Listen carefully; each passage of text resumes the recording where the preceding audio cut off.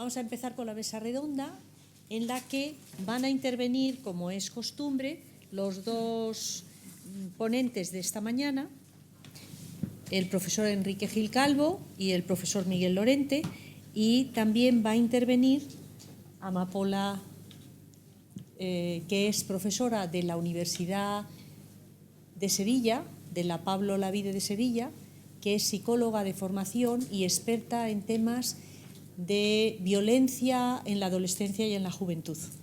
Ella va a hablar en esta mesa redonda de las relaciones paternofiliales con respecto a la violencia, sobre todo de la violencia de los jóvenes contra sus padres, un tema del que ya salió esta mañana, pero bueno, pues desde un punto de vista investigador. Cada uno de los ponentes hablará 15 minutos sobre el tema que esta mesa convoca, que es la educación y prevención de la violencia, y luego tendremos un debate entre todos. Empieza Enrique Gil Calvo. Muy bien. Bueno, pues nada, buenas tardes a todo el auditorio. Auditorio no, a la audiencia. El auditorio son las paredes. Que en esta hora de calor, pues parece que yo me tomo 2 cafés con hielo para tratar de evitar, de prevenir, no la violencia en este caso, sino la calorera. Y yo no soy experto en prevención de violencia, así que lo que voy a decir va a ser simplemente pues como un observador bien informado. Ya sabéis que como los sociólogos pues somos todólogos, tenemos por obligación saber un poco de todo, un poco, no mucho, pues más bien poco, pero un poco de casi todas las cosas. Y al menos tenemos que tener formado un juicio de qué es lo que puede funcionar sí y qué es lo que puede funcionar no. Entonces voy a tratar de exponer mi posición, que sería la siguiente. Y yo creo que la violencia de género en general no se puede erradicar, no se puede prevenir para que desaparezca de raíz. ¿Por qué? Bueno, pues porque la violencia de género funciona, se activa para mantener unas posiciones una asimetría de poder en relaciones de desigualdad. De tal modo que, mientras no eliminemos la desigualdad estructural que hay en las relaciones de género entre varones y mujeres, la causa última de la violencia de género no se podrá erradicar. Lo único que se podrá es atenuar. Pero ya digo, toda violencia de género en el fondo lo que intenta es o mantener o reforzar o evitar que se debilite unas relaciones asimétricas de poder, que la parte que ejerce el poder, para no perderlo, pues cuando piensa que está amenazada de perder su posición de poder, pues desencadena conductas que dañan a la otra parte y al entorno en general. Puede no ser en la otra parte, puede ser, por ejemplo, a los hijos. Entonces, ya digo, si la causa última es las relaciones asimétricas de poder, hoy por hoy, en el horizonte de nuestro futuro inmediato, no es visible que desaparezca esta situación de desigualdad estructural en las relaciones de poder entre varones y mujeres. Por tanto, no se puede erradicar. Ahora bien, el que no se pueda erradicar la violencia de género no significa que no se pueda atenuar lo peor del daño social que genera. Se puede intentar, se debe intentar atenuar las manifestaciones más dañinas, más agresivas, sobre todo las más irreversibles, los asesinatos, de la violencia de género. ¿Cómo? Bueno, allí mi perspectiva es un poco análoga a las demás formas de violencia estructural que suelen simbolizarse con la figura de una pirámide de la violencia. Una pirámide de la violencia, la pirámide está apoyada en el suelo de la desigualdad estructural y sobre ese suelo de desigualdad estructural arranca una pirámide que en su grado más bajo es la violencia mínima de grado 0 o de baja intensidad y en su grado más alto es el homicidio desencadenado, ¿no? Y en ese sentido, pues una pirámide de género que yo en mis clases utilizo mucho es la de Luis Bonino, el experto argentino, que en el grado 0 de la pirámide sitúa lo que él bautizó con el nombre de micromachismos, esas conductas de vida cotidiana imperceptibles para el propio actor y para la víctima, que tratan precisamente de mantener el control. Es decir, de mantener intacta esa posición de privilegio en las relaciones asimétricas de poder. Entonces, ya digo, como el grado cero de la pirámide de la violencia está en contacto con la desigualdad estructural de nuestra sociedad, que hoy por hoy es insuperable. Pero desde ese grado cero, hecho de las microviolencias, micromachismos cotidianos, no tendría por qué escalar hacia la cumbre de la pirámide. Tenemos que tratar de colocar frenos, barreras, para evitar que se produzca la escalada de la violencia, desde ese grado cero de los micromachismos de la vida cotidiana hasta la cumbre de la violencia desatada fuera de control, donde ya no hay posibilidad de reparación, por decir así, ¿no? ¿Y eso cómo se logra? Bueno, evidentemente, allí tienen que intervenir, entre otras cosas, frenos penales, el sistema penal, etcétera, etcétera, ya que está aquí Miguel, que funciona o funcionaba, no sé si ahora ya no ejerces como forense, o sí. Sí. Bueno, pues entonces allí el sistema penal, actores como el propio Miguel, en general el sistema penal que trata de evitar que haya impunidad. Pero además de eso está, que es lo que venimos a discutir aquí, la cuestión educacional. Entonces, ¿se puede tratar de utilizar las instituciones educativas en sentido amplio para tratar de evitar esta escalada de la violencia desde ese grado cero de los micromachismos cotidianos hasta los niveles elevados de violencia desatada fuera de control? Bueno, pues yo soy relativamente escéptico.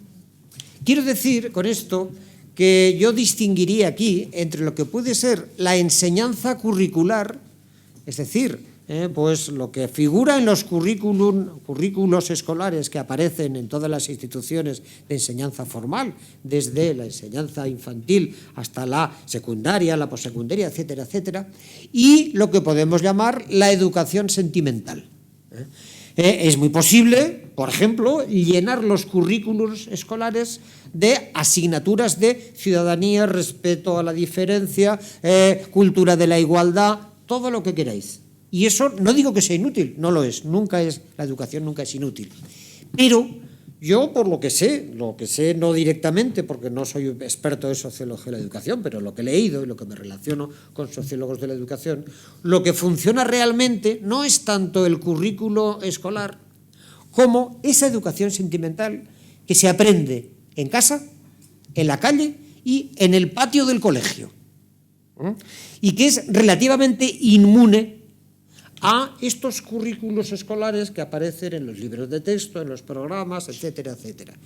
Porque una cosa es la teoría que te enseñan y otra cosa es el hábitus, por decirlo con la jerga de Bourdieu, que aprendes interactuando con los demás en el patio del colegio, en los pasillos del colegio, no tanto en la televisión. Yo soy de los que no creo que sea tan influyente la televisión o los medios de masas como muchas veces nos tememos.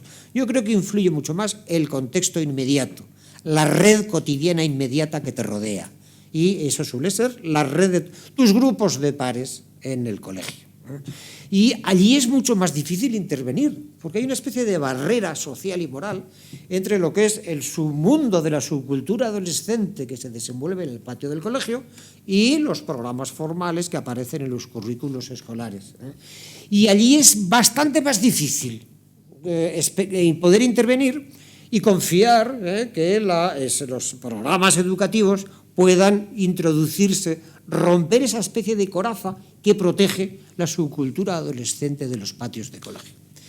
¿Qué habría que hacer para eso? Bueno, para eso yo creo que habría que hacer, yo es que allí soy muy seguidor de un sociólogo estadounidense que se llama Randall Collins, que tiene un libro muy célebre que se llama Cadenas de rituales de interacción, que lo que habría que intentar sería romper los rituales de interacción que se aprenden en los patios de los colegios, que es una especie de ley de la selva, donde se aprende a ser machista y las chicas aprenden a someterse a la ley del machismo, que es en el patio del colegio.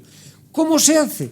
Yo creo que no con currículos académicos, sino con otros contrarrituales, diríamos. Otro tipo de educación más informal, más a base de talleres dramatúrgicos, juegos de rol o como queráis, para que se experimenten otras formas de interacción y que los chicos aprendan cómo se ven las relaciones desde el punto de vista de las chicas y viceversa. Los verdugos se conviertan en víctimas por un rato, y las víctimas en verdugos, para tratar de romper las cadenas de interacción. Porque esas cadenas rituales de interacción son muy peligrosas porque generan hábito, generan hábitus, y los hábitos que adquieres en la adolescencia con 12 o 13 años tienen una gran capacidad de generar predisposiciones duraderas, una especie de segunda naturaleza que te acompaña de por vida. No se nace siendo machista, se aprende en la calle, primero en casa, después en la calle y después en los patios de colegio. Y si no aprendes otros rituales de interacción que rompan esos rituales machistas que has ido aprendiendo, que cuando te comportas como un niño machista ves que tus iguales te recompensan con el aplauso, como el futbolista que citaba Miguel, que el público te jalea, pues dicen, oye, a mí me recompensan siendo machista. Sigo siendo machista porque sí soy un héroe. El héroe siempre es machista. Bueno, no tiene por qué serlo. ¿El Quijote es machista? Habría que verlo. Que es un modelo de héroe. Bien, quiero decir que es que yo apostaría por allí. Insisto que no soy experto, pero sí soy, no experto, pero sí escéptico con lo que la enseñanza formal cuenta al alumnado, que generalmente te entra por una oreja y te sale por la otra.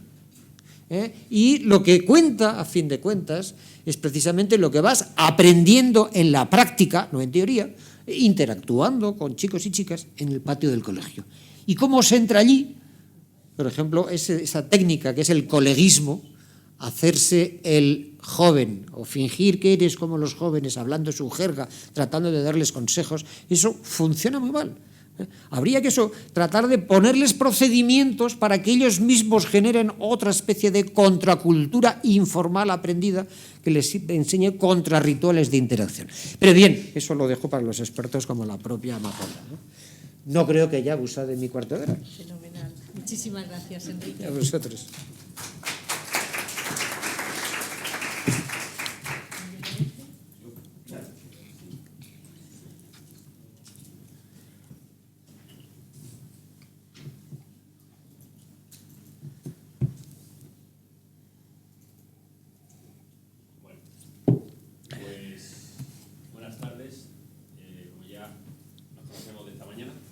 Voy a tratar de, en cuarto de hora, a una velocidad un poco récord.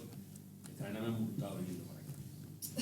Y en el radar hay una zona, me han dicho, no le vamos a quitar puntos porque se ha pasado un poquito nada más, pero algo tendré que pagar. Entonces voy a superar un poco el límite de velocidad en la participación para intentar ajustarme al cuarto de hora y espero que no me multéis, ¿vale?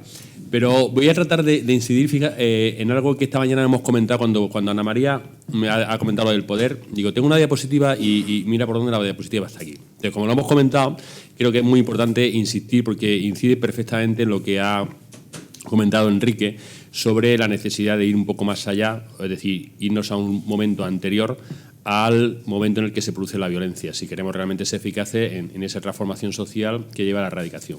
Y el machismo, por lo tanto, debemos de entenderlo como la propia desigualdad, como la propia construcción que da lugar a esos micromachismos y a esa estructuración sobre la referencia de lo masculino, y eso entenderlo que es una relación de poder, que no es un accidente ni es una situación, una deriva incontrolada en el paso del tiempo, sino que realmente forma parte de toda una estructura necesaria para justificar lo que ya se ha construido y para perpetuarlo incluso en circunstancias cambiantes, porque, como hemos dicho también esta mañana, la situación va cambiando y el machismo no va desapareciendo, sino que se va estructurando sobre esas nuevas circunstancias. Por lo tanto, la clave está un poco en esa idea, ¿no? En trabajar el contexto social que da lugar a que las conductas sean las que estamos comentando, ¿no? Y hacerlo...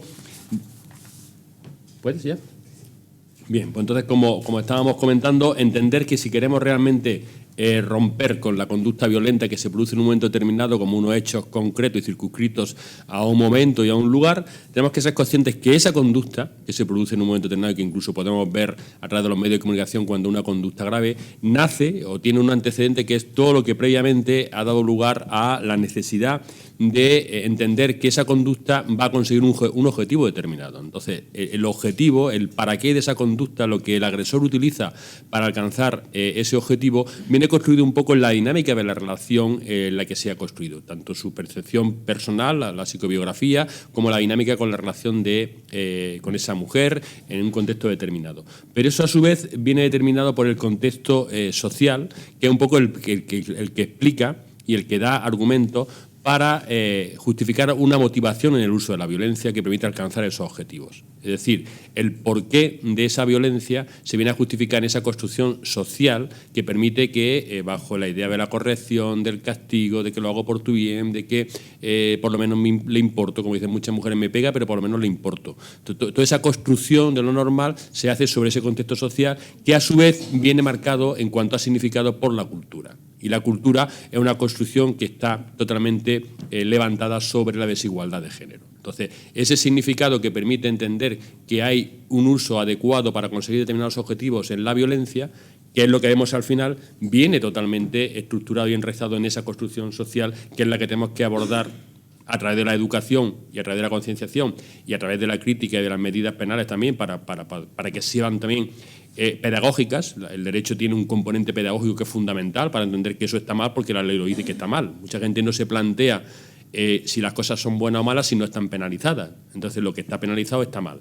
Y a veces, cuando no está penalizado porque estamos abriendo nuevas fronteras, la gente cree que se puede hacer porque no hay una ley que lo prohíba, ¿no? Entonces, ahí entraría la ética, la moral, etcétera, etcétera. Pero en cualquier caso, ese modelo ecológico es que vendría a explicar y cambiar, o lo que debería llevarnos a cambiar, la referencia cultural, porque la cultura es conocimiento. Entendemos la cultura como expresión cultural, con la literatura, el arte, la música, la escultura, y eso es una expresión de la cultura. La cultura, como Matt Ridley, Franz de Waal, como muchos autores destacan, es conocimiento, son las ideas, los inventos, aquellos componentes cognitivos que nos vamos dando de generación en generación para organizarnos como sociedad, para articularnos como sociedad, para resolver conflictos de una manera consensuada, pacífica, para evitarlos, de manera que podamos convivir sin necesidad de estar enfrentándonos ante cada posición particular, ¿no? Entonces, esa situación es una situación que destacan los autores como un aprendizaje mediatizado por el propio entorno, que es un poco lo que insistía Enrique, ¿no? No se puede adquirir cultura por uno mismo, puedes leer mucho, pero si no interacciona, si no tiene ese contacto con los demás, no adquieres cultura. Puedes adquirir conocimiento frío, abstracto, como si yo me especializo en cultura china. Sin ir a China, pues sí, sabré mucho de lo que comen, de lo que hacen, de la música, del haiku, de lo otro, bueno, eso es japonés, de lo que sea, ¿no? Pero en ningún caso adquiriré cultura china, identidad china, ni elementos que si hubiera nacido allí, si me fuera a vivir allí, sí podría ir adquiriendo a través de esa relación con los demás, ¿no? Y ese aprendizaje mediado por todos es una actitud claramente social. Entonces, la clave para que entendamos la dificultad que se está exponiendo aquí es que si la cultura es conocimiento, el conocimiento es un conocimiento social y la sociedad somos hombres y mujeres, realmente no tenemos una cultura.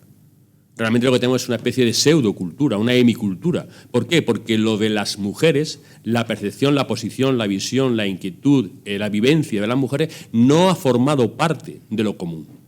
Se ha dejado relegado a lo femenino, a los espacios domésticos, a los espacios familiares, a lo de ellas, pero no ha formado parte de lo común porque ni se le ha dejado estar, ni cuando han estado se ha incluido como elemento reconocido, como elemento, digamos, válido para una visión común, una visión compartida, una visión cultural. Por lo tanto, lo que tenemos es una estructuración jerárquica sobre la referencia masculina. Es verdad que después, conforme hemos ido sofisticando las sociedades, conforme hemos ido complicando la convivencia, pues han ido adquiriendo nuevos elementos. Pero en el Neolítico, la construcción inicial de esa organización del grupo se hizo sobre la referencia hombre-mujer, que era lo único que había. Éramos grupos de 30 a 35 miembros, no había extranjeros, no había de diferentes razas, no había diferentes creencias, lo único que había distinto era hombre-mujer. Y sobre esa estructura se organiza la sociedad. Y conforme van llegando elementos ajenos, se van estructurando, se van posicionando en un lugar u otro según ajustaban o se alejaban del modelo existente en ese lugar donde previamente se había organizado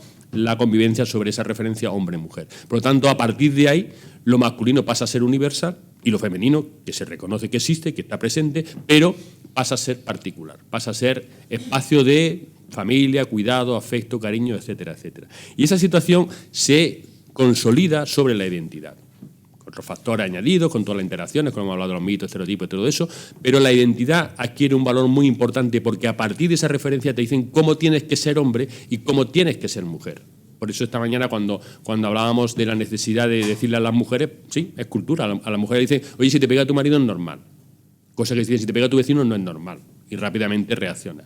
Pero esa identidad se construye sobre referencias que tienen un gran éxito porque la identidad toma, solidez o toma arraigo sobre algo muy objetivo, que es el sexo. Entonces, hombres y mujeres somos diferentes, tenemos características distintas y, por lo tanto, todo lo que sea construir la justificación de la identidad sobre lo que tú y yo somos diferentes le da mucho sentido, le da una solidez muy fuerte que permite y que ha permitido superar todas las barreras de la historia, todas las barreras del tiempo y llegar hasta hoy. Entonces, sobre ese componente, a los hombres nos dicen que nuestro rol, o parte de nuestro rol fundamental como hombres en una relación es la protección y el sustento, proteger a nuestra familia, a nuestra pareja y mantenerla como obligación. Y a las mujeres lo que le dicen que el rol fundamental está en la maternidad y en el cuidado. Entonces, a partir de ahí, quien protege y sustente desarrolla una idea de posesión sobre aquello que protege y mantiene, y la mujer o la familia que es protegida y mantenida adopta una posición de sumisión, de sometimiento a la persona que lo protege y de alguna manera lo cuida. Entonces, esa situación es lo que hemos visto, por ejemplo, en los libros que editó el Arzobispado de Granada, pero que se editaron por toda Europa, lo de cásate y sé sumisa y cásate y da la vida por ella, ¿no? Como el mensaje, el manual de instrucciones para ser un buen hombre y para ser una buena mujer. Cada una sobre esos roles arraigados en la identidad. Sobre la maternidad, sobre la fuerza física, la razón, el uso de la inteligencia, etcétera, etcétera. Entonces, eso es muy complicado y hace que la situación tenga mucho elemento de conflicto. Sobre todo porque a los hombres, en esa educación, en esa identidad de chiquititos, tanto en la familia como en el colegio, nos dicen que ser hombre es, sobre todo, no ser mujer. No está muy claro lo que es ser hombre, pero no seas mujer. Porque si eres mujer, ya no eres hombre. Y lo peor que se puede decir a un hombre es que no es mujer, que eres un mariquita, que eres muy debilucho, que eres muy flojo, que da igual, o que no te vistas de color rosa, no juegues con muñecas. Todo eso cuestiona la identidad masculina. Entonces, a los hombres ese mensaje de no ser mujer es algo que está marcándolos y está reproduciéndose a pesar de los cambios sociales que veremos ahora que generan un conflicto. ¿Por qué? Porque precisamente los cambios que apuntábamos esta mañana y que se están produciendo, y hay que ser optimistas, lo comentábamos Inés y yo al terminar, hay cambios muy positivos, pero son cambios asimétricos. Es decir, los cambios que se están produciendo en la sociedad a favor de la igualdad son cambios que están siendo liderados y protagonizados por las mujeres. No hay una transformación paralela, simultánea de hombres y mujeres hacia la igualdad. Hay un cambio hacia la igualdad a través de toda la crítica feminista y todo el movimiento de mujeres que se está materializando en una adopción de políticas, de medidas, etcétera, etcétera, que están formando parte de la normalidad, pero liberadas, exigidas y protagonizadas por las mujeres. Y a la más mínima las perdemos, como estamos viendo. Por lo tanto, esa transformación asimétrica es lo que está generando un problema en la identidad de los hombres y en el comportamiento de los hombres, porque mientras que las mujeres están cambiando, los hombres no. Y yo pongo unos datos muy, muy claros en algo que es esencial, o se ha dicho que es esencial en la identidad de las mujeres, que es la maternidad. Fijaos que desde 1900 a 1990 el número de hijos o la tasa de natalidad, el número de hijos por mujeres, ha venido disminuyendo fundamentalmente y a una marcha muy, muy, muy, muy marcada. De hecho, fijaos el porcentaje de disminución cómo ha ido aumentando de década en década o de periodo de tiempo en periodo de tiempo. Entonces, ya de por sí te dice, ojo, es verdad que las mujeres están haciendo otras cosas, pero no sería tan importante esa idea de que la identidad de las mujeres está basada en la maternidad cuando ellas voluntariamente renuncian a la maternidad para hacer otras cosas. También será importante para ellas hacer otras cosas y no solo ser madres cuando ellas voluntariamente, porque ningún hombre ha obligado a las mujeres a trabajar, al contrario. Todo han sido resistencias, todo han sido críticas, todo ha sido dudas sobre su capacidad. Mientras que ella, a pesar de toda esa resistencia, todas esas dudas y todas esas críticas, han dicho, sí, yo quiero ser ingeniera, yo quiero ser pilota de avión, yo quiero hacer medicina, yo quiero hacer muchas cosas. Y lo están haciendo. Entonces, hay un cambio también que se traduce en el número de hijos por mujer, que está disminuyendo de manera significativa, y además en la edad en la que se es madre por primera vez, ¿no? Entonces, todo eso es un cambio esencial en algo que se suponía, digo que se suponía porque no deja de ser un artificio, que era un elemento básico y fundamental en la identidad de las mujeres, que es la maternidad. Entonces, entre esa situación, los hombres que están formando parte de ese entorno donde las mujeres han dejado de tener esos hijos y de tenerlos más tarde, o han pasado a tenerlos más tarde, ¿qué le está pasando a los hombres? Es decir, los hombres forman parte de su entorno. Habrá muchos que se sientan encantados de la vida, porque si su función es protección y mantener, ahora protegen y mantienen menos, con lo cual están hasta como más libres, ¿no? Pero en general, cuando hay un cuestionamiento identitario en las mujeres y los hombres que están al lado de ellas no están asumiendo esa situación o simplemente están viviendo como personas ajenas a esa transformación lo que está ocurriendo, entran en crisis, han entrado en crisis. Hay crisis en la masculinidad. No se sabe muy bien, no se sabía antes y ahora se sabe menos.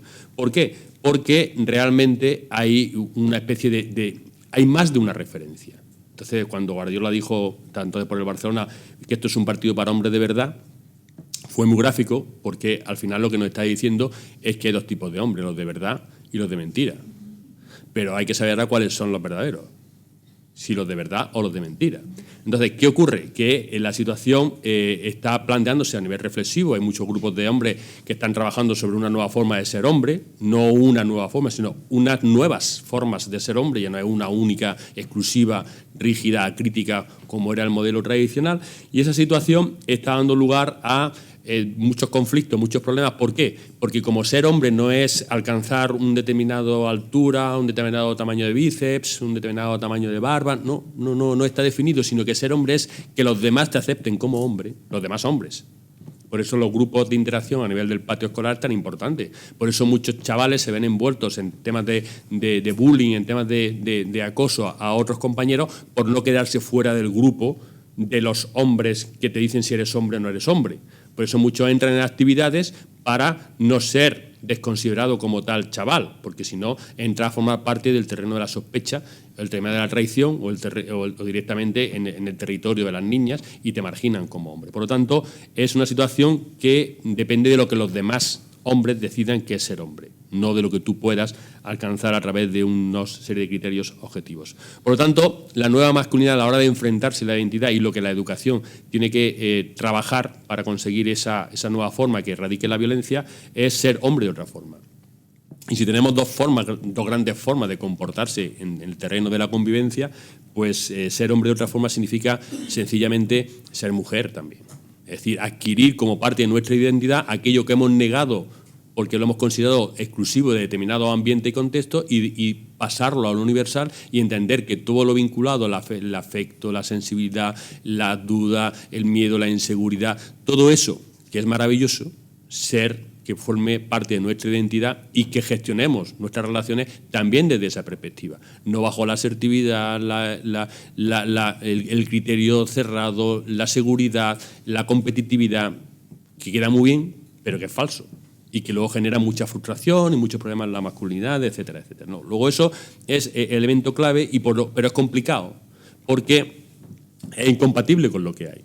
Si tú no puedes ser una persona igualitaria en tu trabajo, en la sociedad y ser machista en casa. Es decir, el machista lo es en casa y lo es fuera, aunque fuera se cuide. Y por eso el otro día, en uno de los artículos de mi blog de autopsia, hablaba de la trampa del odio fragmentado, ¿no? Es decir, a raíz de los atentados en Ohio contra el club donde había muchas personas gays, ¿no? Homosexuales, ¿no? Es decir, el que es machista es xenófobo, es racista, es homófobo, lo es todo. Porque lo que está jugando es con esa construcción que sitúa lo masculino y lo tuyo, lo heterosexual, lo blanco, la creencia de tal religión, todo eso lo sitúa como elemento de valor. Y tú cuestionas al diferente. Y es verdad que en tu interacción lo puedes cuestionar más o menos según te dé oportunidad o las circunstancias, pero tú no vas a respetar al diferente homosexual y no vas a respetar al diferente por ser mujer o por ser xenófobo. Entonces, es verdad que la expresión puede ser distinta, pero la raíz de esa conducta de odio, de rechazo, está construida sobre ese elemento identitario que te sitúa en una posición, digamos, de poder sobre tus valores. Por lo tanto, la situación que estamos viviendo ahora es una transformación asimétrica donde todo eso está interaccionando y está dando lugar a más violencia, que es un poco lo que quería tratar de destacar. El hecho de que cuando comparamos la macroencuesta de 2006 vemos que había 400.000 mujeres que sufrían violencia y la de 2011, la que hemos comentado esta mañana, hay 600.000 mujeres que han sufrido violencia. Es una violencia que termina antes, porque las mujeres, con esa posición crítica que lleva a los hombres a utilizar la violencia para intentar conseguir lo que ya no se consigue de manera directa a través de la asunción de los roles, espacios asignados a la identidad, pues cuando lo utilizan la violencia, las mujeres rompen la relación, sobre todo la gente más joven. Pero los hombres están muy despistados, porque si ser hombre no es ser mujer y las mujeres han dejado de ser lo que eran, ¿qué es ser hombre? Si yo soy tú, yo no soy tú, pero tú no eres lo que eras, ¿cuál es mi referencia ahora para ser hombre, ¿no? Pero si es que si tú has dejado de ser lo que eras y eres lo que yo era antes, ¿ahora qué soy yo? Si no puedo ser lo que eras tú ni lo que yo soy ahora. Es decir, es una especie de deriva que está llevando hacia un retroceso a posiciones más machistas. Y esas posiciones más machistas son las que están dando lugar a ese incremento de la violencia, y por eso es muy importante invertir en la situación que estamos viviendo. Invertir en política, invertir en igualdad, invertir en educación, invertir en concienciación, invertir en todo lo que haga falta para cambiar, porque no solo podemos actuar sobre esa situación puntual de la violencia, como decía muy bien Enrique, sino que tenemos que trabajar, sobre todo en el contexto social y cultural, para dar sentido a esa transformación que permita erradicar la violencia de género. Siempre habrá algún caso de alguien que decida actuar de esa manera, pero no una situación estructural, no una impunidad del 95%, no una normalización en la violencia, que es lo que tenemos ahora. Habrá casos, pero no habrá circunstancias para que los casos sean como son en este momento. Muchas gracias.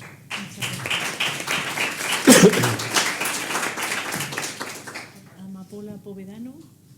Gracias. Puede usar el ratón ese también. Sí.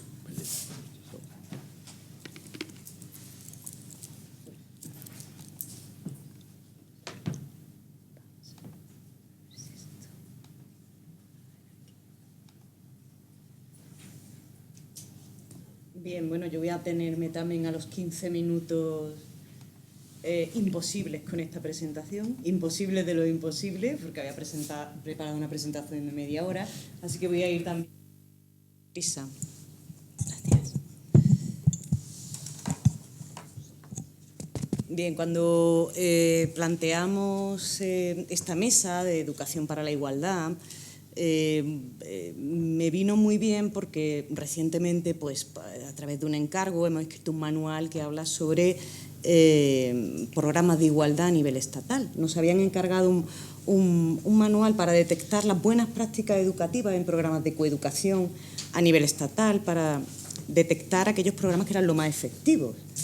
Y fue muy interesante porque lo que ocurrió fue que la mayoría de los programas no estaban evaluados.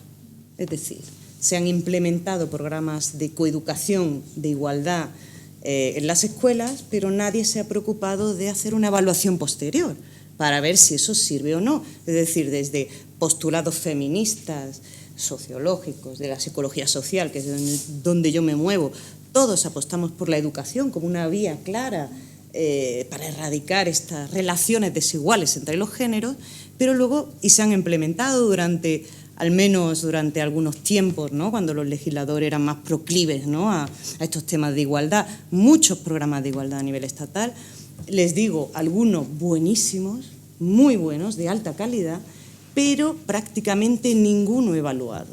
Es decir, no se han evaluado qué impacto tiene, si se han cumplido los objetivos, etcétera. Bien, una de las primeras cuestiones rápidamente que voy a plantear es si efectivamente hay una relación entre sexismo y violencia, porque lo damos por supuesto, damos por supuesto que hay una relación, que con educación, que si somos sexistas somos más violentos. Se ha hecho alguna investigación, no tanta, menos de la que pareciera. Desde nuestro equipo de investigación, que trabajamos con violencia en pareja adolescentes, nos hemos encontrado un dato muy curioso, muy polémico, muy controvertido. Voy a lanzarlo y si quieren luego lo debatimos. Y hemos encontrado que ocurre violencia bidireccional, la famosa violencia cruzada entre chicos y chicas, que es algo que luego se transforma en las relaciones en los adultos, es decir, ocurre solo en la adolescencia. Esto es indicativo de muchas cosas. Una, que yo creo que efectivamente sí estamos avanzando en igualdad, muchísimo, es decir, las chicas ya no aceptan determinados comportamientos y ellas responden, o sea que sí que se ha avanzado mucho, muchísimo. Y otra cuestión fundamental es que aún no han aprendido los papeles sumisos que luego desarrollan en la adultez. Es decir, estamos aprendiendo a comportarnos como mujeres en la adolescencia, como mujeres en relación a los hombres, cosa que no ocurre antes. Antes somos niños y niñas. Nuestra relación no está en función de una pareja. Sin embargo, la adolescencia sí. Entonces, esos primeros encuentros no son tan sumisos. Eso ocurre después, o se transforma con el tiempo. Bien. Lo interesante del sexismo ambivalente, lo trabajamos nosotros como sexismo ambivalente, que es un modelo de Glick y Fiske, que también trabaja Miguel Moya, el equipo de Miguel Moya en la Universidad de Granada.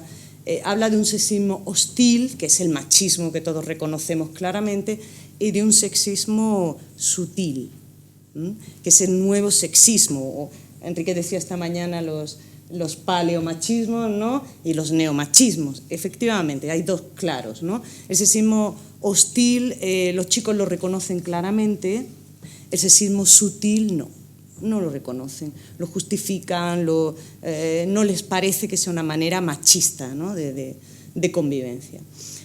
Por un lado, si el sexismo lo aprendemos, lo que está claro es que la igualdad también se puede aprender, eso es evidente, y en eso estamos todos de acuerdo.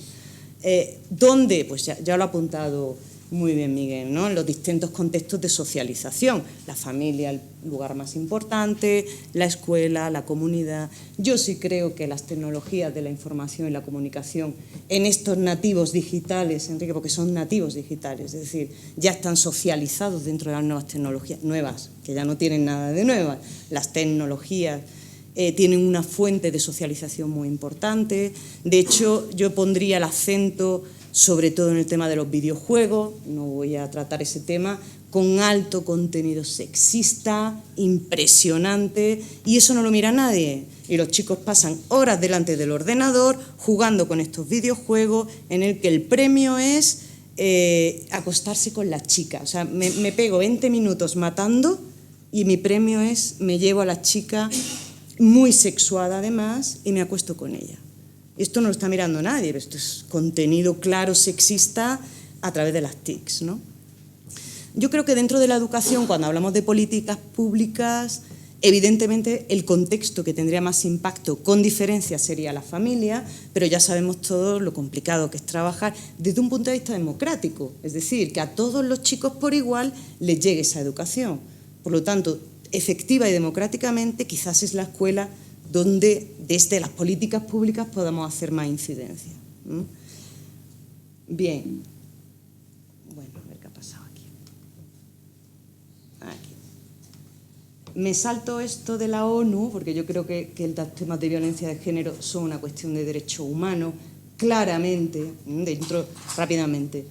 Hay unos objetivos de desarrollo del milenio que contemplan erradicar efectivamente esas desigualdades, sobre todo en enseñanza primaria y secundaria, y se supone que a finales de 2015 en todos los niveles, que es donde hay más diferencia actualmente en la universidad.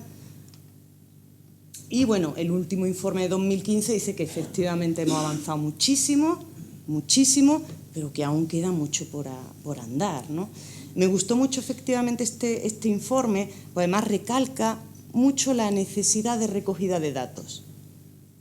Es decir, que podamos demostrar con indicadores si nos estamos acercando o no a determinados objetivos. Y hay una parte importante que la dedica a eso, a recoger datos con calidad, digamos, es decir, al final a evaluar, que evaluemos. Y en este sentido, pues, este programa que os digo, que buena parte de mi presentación era presentároslo, un modelo para evaluar estos programas de coeducación. No me voy a parar porque lo tenéis, está gratuito en la red, ¿vale? Si os interesa, ahí lo podéis mirar, observar. Os voy a hacer quizás lo más novedoso, que son los 7 indicadores que proponemos para evaluar los programas. Son indicadores para evaluar programas de coeducación, en concreto, ¿vale? Si os interesa, pues ahí lo tenéis el manual, luego tenéis mi email, cualquier duda me escribís y yo contesto, ¿vale? Pero todo esto me lo salto, porque en 15 minutos no da tiempo a prácticamente nada, ¿vale? No me detengo en cómo es el modelo, no me detengo a explicar qué es la evaluación, os iba a dar una tarde estupenda de evaluación. Pero sí me voy a detener un poquito en los indicadores, aquí sí. O sea, esto es lo que nosotros hemos considerado fundamental para evaluar un programa de igualdad, es decir, para tener juicios de valor que nos permitan decir si estamos avanzando o no. Primero, el programa es pertinente, es decir, ¿se ha evaluado las necesidades que había en el centro? ¿Hemos evaluado qué se necesita? Porque damos por hecho que todo es igual, que cualquier programa vale. Ya os digo que hay una cantidad de programas maravillosos, muchos disponibles de forma gratuita, pero ¿esto se adapta a la realidad de mi centro? Esto es como cuando se habla del modelo educativo finlandés, ¿no? O el islandés. ¿Qué bueno es? Bueno, qué bueno es allí. Aquí a lo mejor no funcionaría, porque nuestra realidad cultural, social, es totalmente diferente. Pues con los programas de educación, coeducación, pasa exactamente igual. Hay programas maravillosos que a lo mejor no se adaptan a la realidad de nuestro centro. Es decir, es pertinente, es suficiente, es decir, yo he marcado unos objetivos que quiero alcanzar. ¿Qué pretendo con ese programa de coeducación? ¿Es efectivo? ¿Es eficaz? ¿Es eficiente? ¿Es evaluable? Es decir, ¿lo voy a poder evaluar? ¿Voy a poder medir si efectivamente me he acercado a los objetivos que me había planteado? Los que fueran, equidad, trabajar estereotipos de género, que estoy trabajando con profesores, con alumnado. ¿Me he acercado o no? Para eso quiero saber si es evaluable. Otra cuestión muy interesante es el tema de la huella. Para nosotros es fundamental. Porque es, una vez ha pasado un tiempo, ¿esos cambios se mantienen? Pero cuando hablamos de trabajar estereotipos, ya sabemos los resistentes que son. Son muy resistentes. Entonces yo puedo evaluar inmediatamente después de aplicar el programa y tener unos ciertos cambios. ¿Qué ocurre un año después? ¿Eso se mantiene? ¿Sostenibilidad? ¿Se integra en otros programas que ya hay en el colegio? Por ejemplo, Escuela Espacio de Paz, programas de convivencia escolar, entre otros. ¿Se integra? ¿Es sostenible? Y luego, ¿es replicable? ¿Esto se puede llevar este modelo o este programa a otros centros? Estos son los 7 indicadores de evaluación, digamos, en los que me voy a parar y me salto todo lo demás. Me voy a ir ya a las reflexiones para cerrar. Es que en 15 minutos... Estas son las 4 etapas que proponemos de evaluación, que sería una de hacer un diagnóstico de género, que es como una foto de género del centro, que es a nivel directivo, cuántos hombres, mujeres, qué cargos ocupan, cuántos profesores, profesoras, qué cargos tienen, cuántos alumnados, qué alumnado hay, un diagnóstico de género en el centro. La segunda etapa sería ver cómo va el proceso de implementación del programa, hacer una evaluación de seguimiento que se llama, una evaluación de resultados, hemos alcanzado o no lo que nos planteamos en materia de género y de igualdad, y del mismo programa, ¿no? En fin, si estás interesado, miradlo en el manual. Me voy a las reflexiones finales. Cuando hablamos de educación para la igualdad de géneros, yo sí pienso que se fundamenta en una cuestión ética. Ojalá dentro de pocos años podemos hablar de educación en valores de igualdad, de respeto, de negociación de conflictos de forma pacífica, ojalá, y no de igualdad de género o programas específicos de coeducación.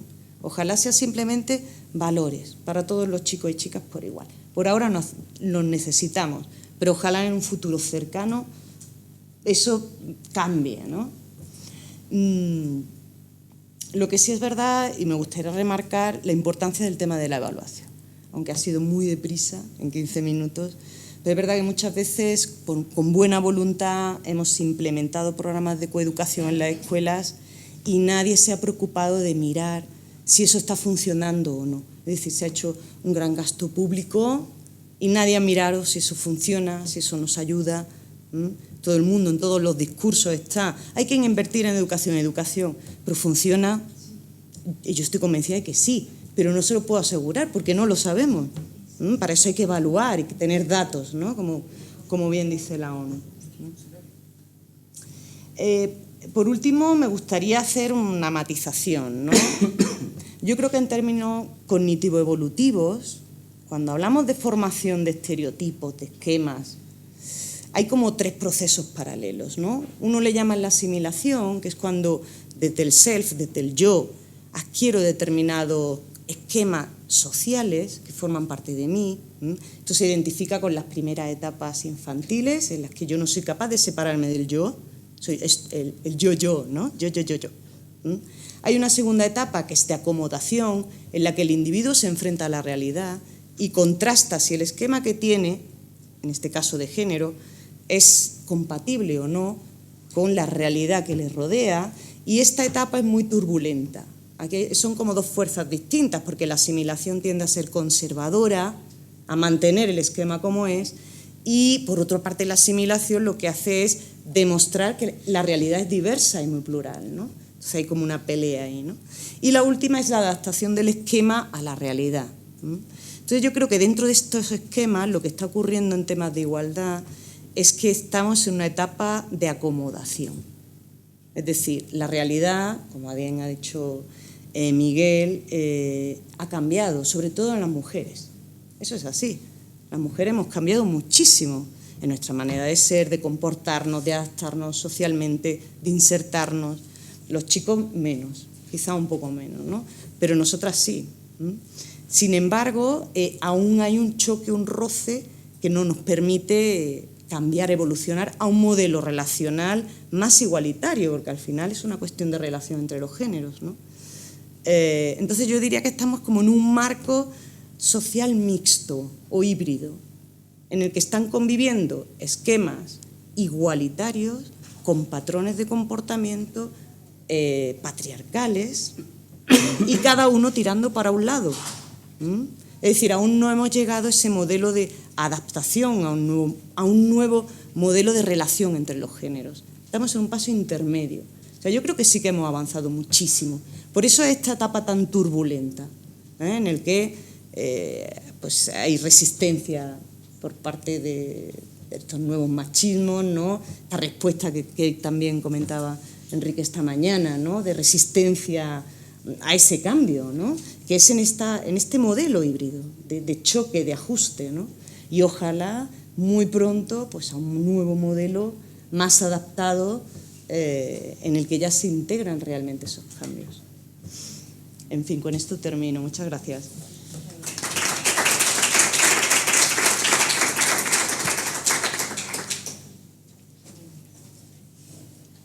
Ahora vamos a abrir el debate entre los mismos miembros de la mesa y con todos vosotros y vosotras.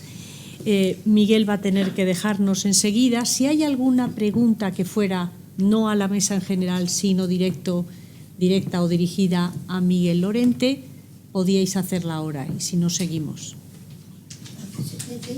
Sí, se va a tener que ir. Sí, yo pido disculpas, pero es que tenemos problemas que no serios. Le pongan otra multa. No, iré despacito. Pero hay temas delicados que resolver en la universidad y tengo que terminar un informe mañana porque además hay consejo de gobierno y tengo que presentarlo. Entonces no queda más remedio. No, la verdad, ahora lo grabamos aquí y dice, mira, la rectora me secuestraron. Pues vamos, si os parece, vamos a empezar con una intervención de vosotros tres, un poco reaccionando a la misma mesa y luego ya pasamos al debate. Enrique. Yo creo que voy a dejar pasar el turno porque si no va a ser peor. De acuerdo, Miguel. Como ya luego una vez que se vaya Miguel habrá más rato porque no vaya a ser que perdamos el tiempo porque seguro que hay gente del público que quiere intervenir. De acuerdo. Preguntar a Miguel ya que lo tiene aquí para exprimirlo. No, gracias. A mí lo que hay una situación que es interesante y ha salido en las 2 intervenciones y apuntaba también y es algo delicado, ¿no? Y es básicamente que en ese proceso de cambio que se está produciendo el machismo siempre ha sido muy resistente y muy inteligente, ¿no? Es de los que deja pasar el tiempo para luego reutilizarlo de manera práctica a su construcción, ¿no? Y una de las situaciones que para mí son más delicadas en el momento actual es que el dirigir el cambio y la transformación de las mujeres hacia el modelo masculino. Es decir, que las mujeres asuman como modelo de éxito el modelo de los hombres. Entonces, si yo me comporto como un hombre, siendo mujer, soy una mujer reconocida, exitosa en la política, en la empresa, en cualquier otro ámbito. Y eso es lo que, por una parte, hace entender que eso también es matizable lo de la violencia bidireccional, porque cuando hay muchos estudios que dependiendo el proceso que se utiliza, las chicas minimizan la violencia que sufren porque no la consideran como violencia. De hecho, los estudios que hicimos de la delegación del Gobierno con la Complutense, con María José Díaz Aguado, se veía que los chicos reconocían ejercer violencia entre los 13 y los 18 años en el 13%, lo reconocían ellos, si yo uso esta violencia, tal, y las chicas la reconocían solo en el 9%. Es decir, había 4 puntos de diferencia que las chicas ni siquiera visibilizaban lo que los chicos reconocían que ejercían como violencia, porque para ellas eso era lo normal, ¿no? Entonces, ¿qué ocurre? Que mientras que las chicas minimizan la violencia, los chicos la maximizan. Cuando una chica tiene una actitud, un comportamiento tal, el chico se siente agredido. Entonces, eso a veces desvía un poco el resultado sobre la violencia bidireccional. Pero en cualquier caso es verdad que si el modelo de éxito es ser controladora, ser borde, darle un bofetón al chico en un momento determinado, pues al final estamos reproduciendo por la vía de los hechos el modelo masculino y dándole la razón al machismo, porque al final le dicen, ¿lo veis como lo que nosotros hemos hecho históricamente es lo importante? Que vosotros habéis renunciado a la maternidad, habéis renunciado al cuidado, habéis renunciado al cariño, habéis renunciado a la sensibilidad y sois como hombres siendo mujeres. Entonces, en todo este proceso de cambio, una de las trampas que yo veo que se está produciendo es adoptar como modelo de éxito el modelo masculino, aunque sea reproducido por mujeres, porque al final es reconocer el éxito en el modelo masculino. ¿Tú eres? Amapola.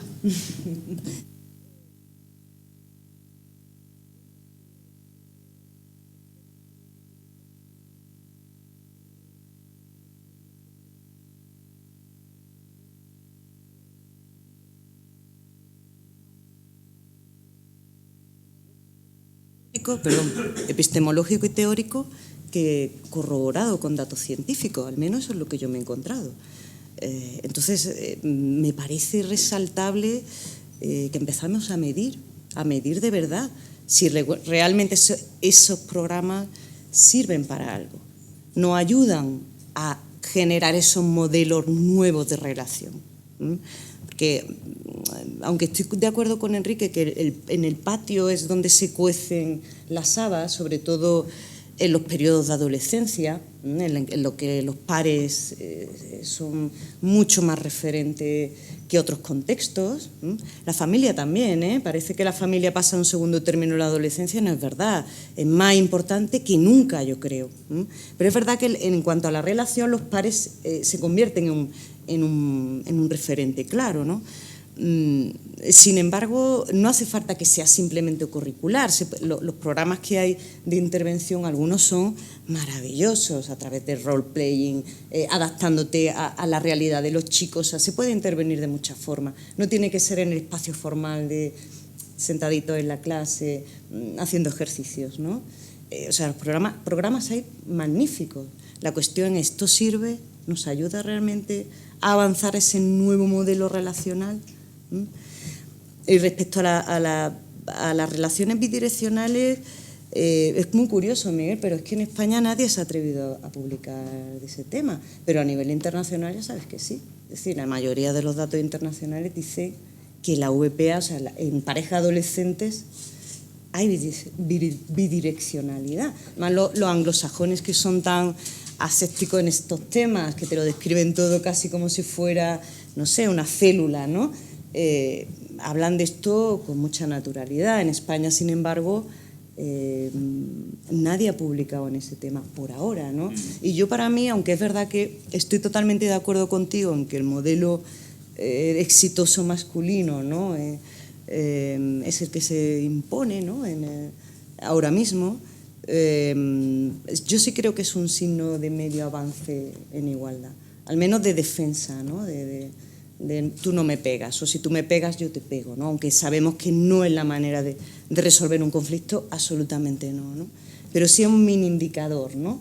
Quizás no es de éxito, evidentemente, pero sí para mí es un mini indicador de que algo se va avanzando, ¿no? Algo se va avanzando. Ahora quería yo Venga.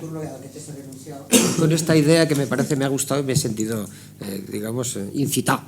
Bueno, antes iba a decir una cosa sobre las TIC que decías antes, las ya viejas tecnologías, pero que están siempre renovándose. Bueno, pues pero no son tan nuevas, porque dices tú, los videojuegos todos son, te pasas matando rivales y cuando terminas con éxito te acuestas, te llevas a la tía a la cama. Bueno, el modelo de cuento popular de Vladimir Prop, el famosísimo texto estructuralista de los años 20, Anatomía del cuento popular, es eso.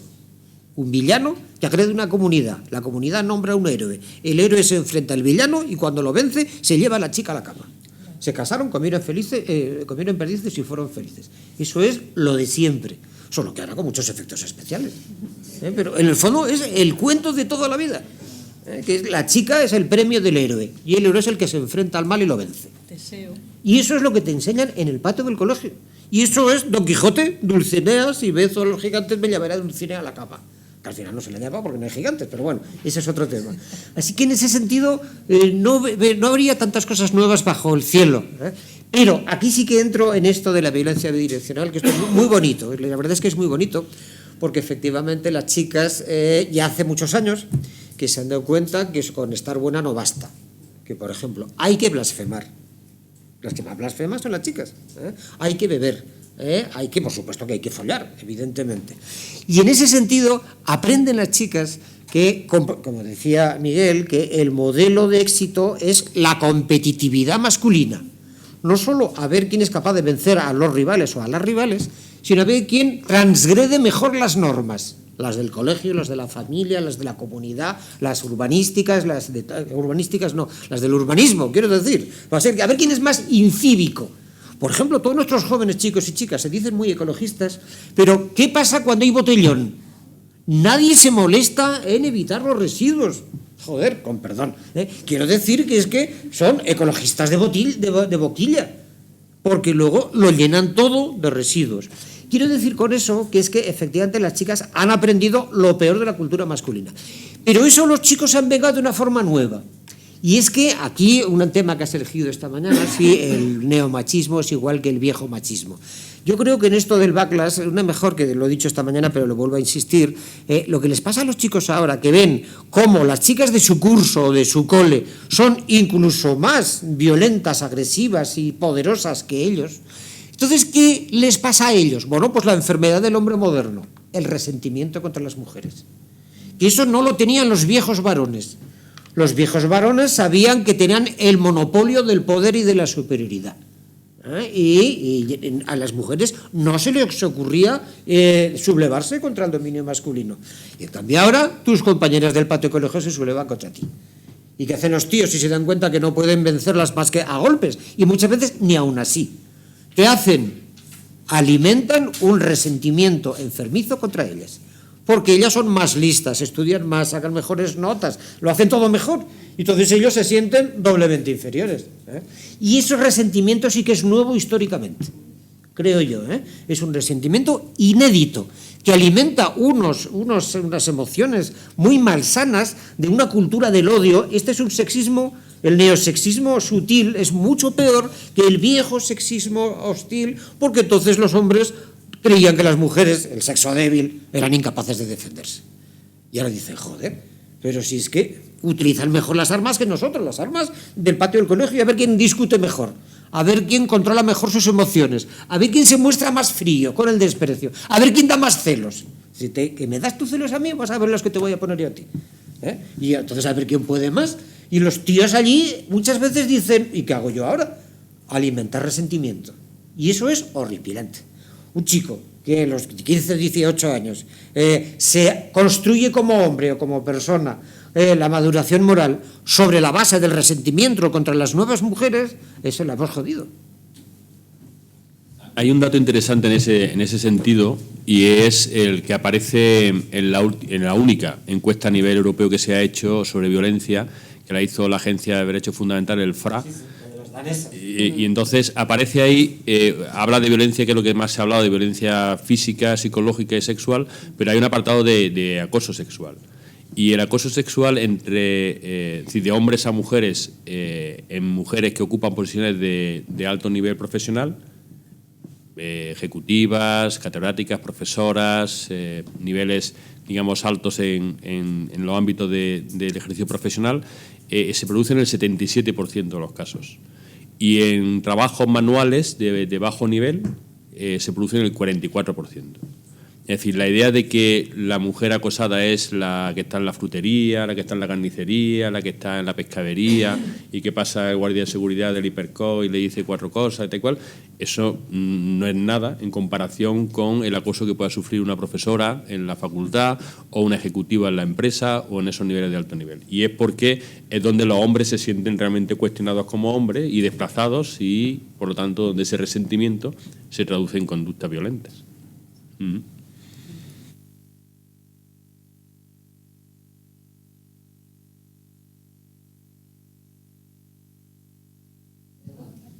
El paso como si fuese chicos. Vale. Una pregunta muy breve a esto que ha dicho Miguel. ¿No puede ser que las mujeres que tienen una categoría, entre comillas, la palabra categoría cultural más alta, tengan mayor percepción de la violencia y del acoso que la frutera de más sensibles? Sí, en general toda la encuesta analiza esa situación porque también aparecía a nivel de violencia mucho más alto en países nórdicos que en países del sur, es decir, una posible. Pero al final es decir, puede haber un componente que concluyen que es mínimo porque la pregunta es sobre conductas concretas. ¿Tú alguna vez has sufrido tal? ¿Sí o no? Y entonces si es sí, es que la has sufrido, si es no, no. Entonces, no es, ¿alguna vez te has sentido acosada en tu ambiente? No. Y eso quedaría más a la interpretación, ¿no? Y en cuanto a la concienciación. Pero al basarse en hechos concretos, sí o no, pues estás describiendo una realidad vivida o no.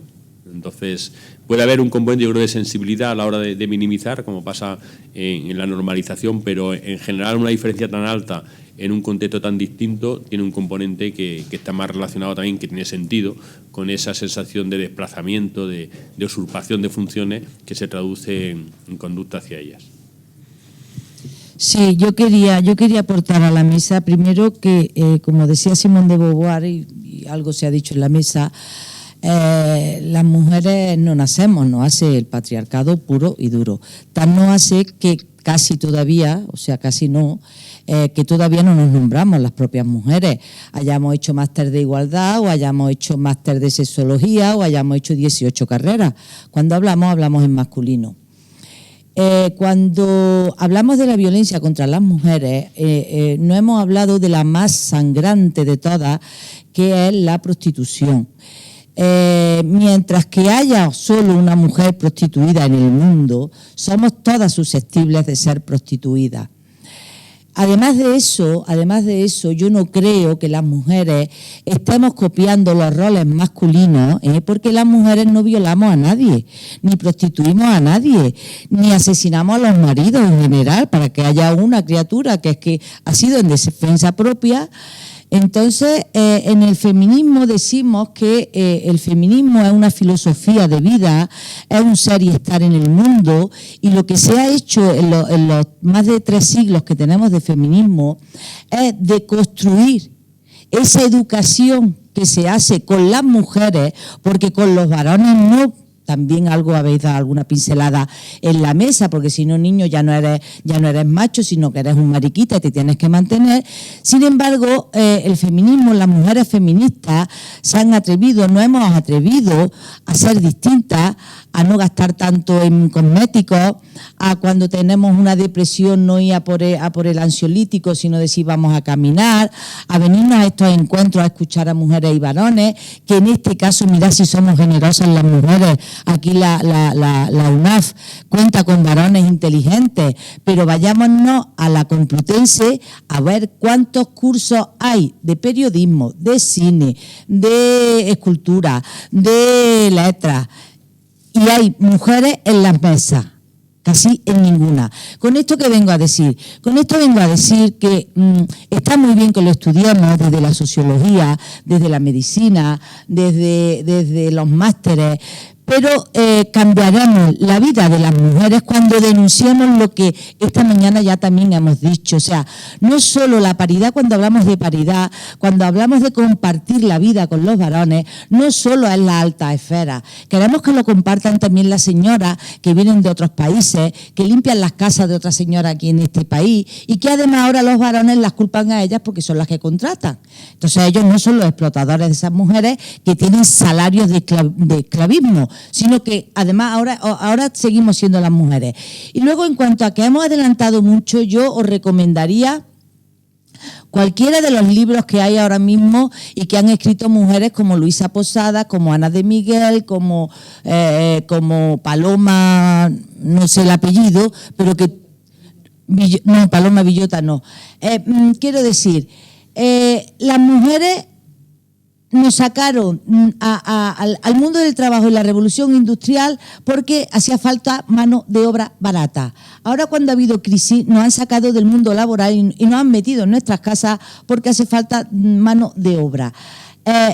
Y desde luego no ha cambiado, porque seguimos siendo el 94% de las mujeres que cuidamos a las personas mayores, a la infancia, y todo eso es lo que hace, permitidme que os diga, todo eso es lo que hace estas diferencias y esa potenciación de la violencia contra nosotras las mujeres. Eso es lo que nos hace débiles, pero no es porque nazcamos nosotras débiles, ni mucho menos. Nos hace débil el agresor, nos hace débil el capital. Las mujeres, en el feminismo decimos, las mujeres no tenemos culpa de nada, puesto que no hemos tenido dinero para hacer absolutamente nada. Seguimos sin tenerlo. Cuando una mujer rompe esquemas y se atreve en un partido político, en un sindicato, a decir, yo quiero ser la secretaria general, Miguel, no es que le digan, pero ¿esta dónde va? Pero está perdido los papeles, pero ¿cómo se atreve a esto?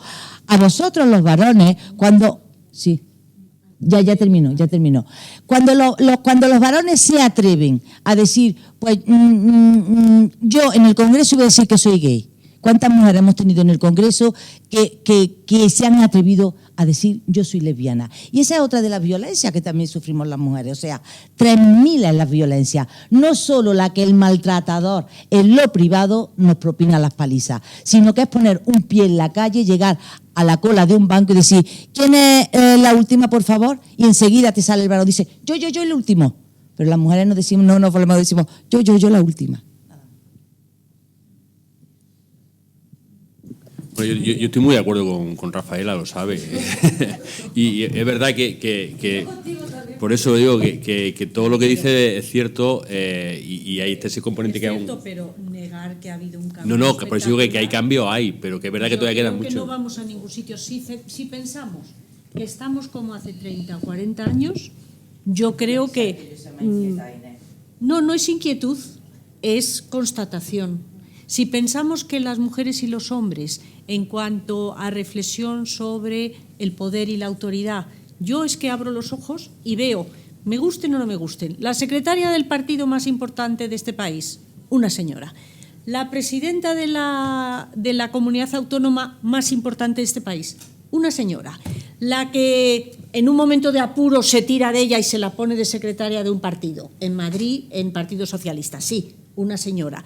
Pero, ¿qué tiene que ver eso con hace 40 años en que en los partidos políticos, a la hora de hacer las listas con la misma ley electoral que tenemos ahora, teníamos un 7% de mujeres en el Parlamento? Es decir, en el Parlamento, en la violencia, en los juzgados, yo creo que el cambio es espectacular, aunque desde el punto de vista de la justicia y de la igualdad todavía hay muchísimo que cambiar porque no hemos conseguido ni la justicia ni la igualdad de género. Pero claro, a la hora de intentar avanzar, por lo menos un poquito de realismo sobre lo que tenemos y dónde estamos. Porque si decimos que todo es igual y que la mujer cuando dice quiero ser política y quiero ser diputada se le calla la boca, pues entonces, claro, no estamos hablando de la sociedad española. Entonces, no se es, en fin, creo yo, más radical por ser menos exacta en la concepción o en la percepción de la realidad. La percepción de la realidad es la que nos va a permitir seguir cambiando. Entonces, claro, hasta cierto punto, pues hay cosas que son opinables y otras que son más menos opinables. Permíteme pero en fin, un punto de vista así un poco transversal. Yo creo que las dos posturas son compatibles. Esto es la fábula de la liebre y la costura. Dice que es que los cambios en los últimos 30 años son innegables. Pero cuanto más se cambia hacia la igualdad, la meta de llegada nos parece más lejana. Y ese es el problema. Que es que ¿cuánto hemos cambiado? Pero si resulta que hemos cambiado mucho para llegar a un sitio que en la igualdad real nos parece cada vez más lejano. Porque exigimos mucho. Porque hace 30 años nos parecía que con 30 años estaría hecha la igualdad. Y ahora decimos, dentro de 30 años no estará hecha la igualdad. Porque la resistencia al cambio, la desigualdad básica, está tan arraigada que es que aunque las leyes hayan cambiado ya todas para bien, sin embargo, qué pocas cosas se consiguen. ¿Veis a qué me refiero? Sí. Y eso explica estas actitudes que puedes decir, este cambio que hemos conseguido, ¿para qué? Si en lo fundamental, en las relaciones asimétricas de poder, estamos casi donde estábamos. ¿Cuánto cambio hemos hecho para que estemos casi al lado? ¿Y cuánto nos falta todavía? Porque parece inalcanzable este paso. ¿Y ahora qué hay que cambiar? ¿Mejores programas educativos? ¿Así lo conseguiremos? Por eso que es que ¿se puede ser optimista a medio plazo? A largo plazo, por supuesto, porque como ya estaremos muertos nos da igual.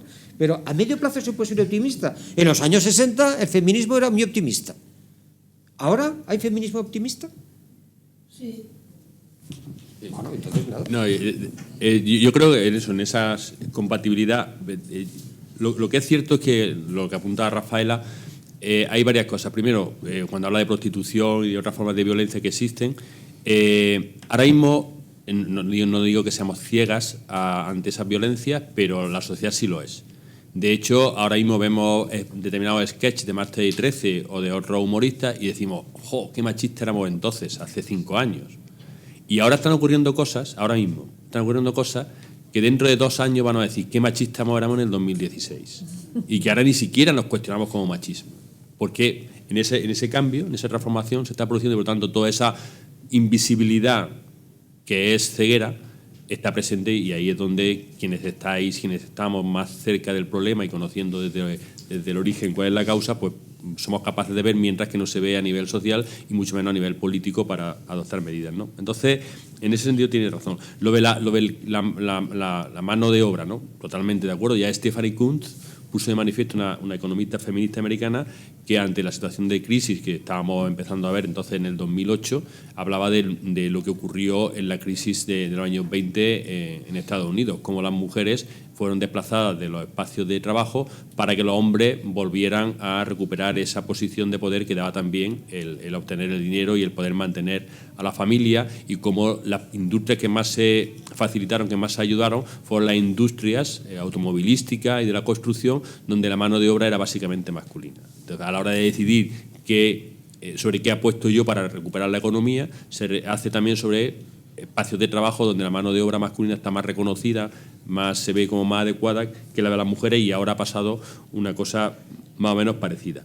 Y luego la otra gran trampa es que todavía para que las mujeres estén en política, estén en la Secretaría General, estén en las listas, dependen de lo que decidan los hombres. Y entonces en esa última decisión pues influyen muchas cosas. No que no haya mujeres, pero que haya determinadas mujeres y no otras. Porque cuántas mujeres feministas, llegan a niveles, donde su conocimiento sería el más idóneo para llevar a cabo las políticas en igualdad.